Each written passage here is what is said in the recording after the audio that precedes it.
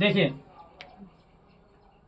यह जो है ना ये बेलनाकार भाग है, ठीक है। इस बेलनाकार भाग में क्या एक खिलौना को समावेश किया जाता है इसके आधार के बराबर, ठीक।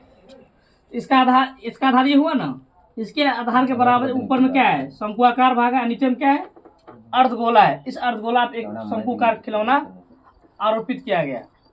इस शंकु की ऊंचाई क्या दिया गया है 2 सेंटीमीटर। इसको हम H2 मान लिए।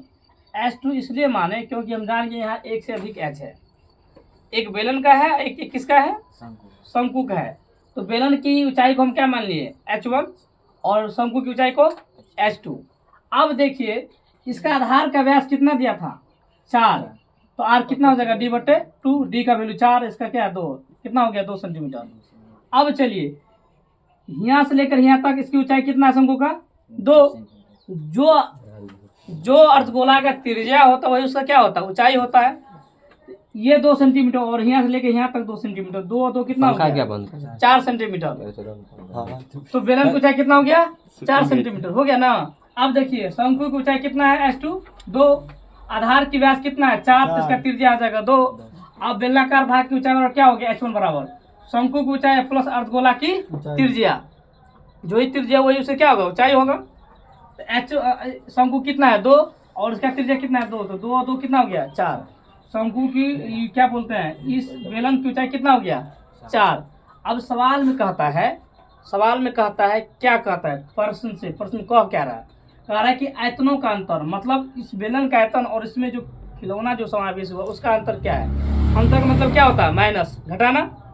तो लिखेंगे बेलन का आयतन किस में से घट रहा है इस बेलने में से घट रहा है ना, तो जिसमें से घटेगा उसको पहले लिखेंगे और जो बाद में आएगा उसको क्या लिखेंगे माइनस के बाद लिखेंगे जो घटेगा।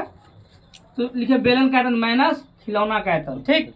तो बेलन का आयतन क्या था πr² H1 है माइनस इस खिलौना में क्या क्या है अर्धगोला है और क्या है शंकु है। तो अर्धगोला का आयतन प्लस में किसका शंकु का आयतन, यह दोनों मिल के क्या करेगा घटेगा।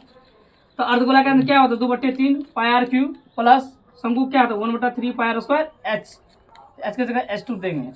अब कह रहे हैं कि पाई का मान आपको कितना लेना है 3.14, R वैल्यू कितना है 2 और H1 कितना है 4, ठीक है। यहाँ पाई का सब बैठा दें।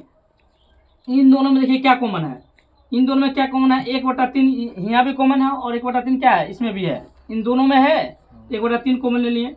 3.14 इसमें भी और 3.14 क्या है इसमें भी है। तो हमने क्या किया इसको बाहर कर लिया।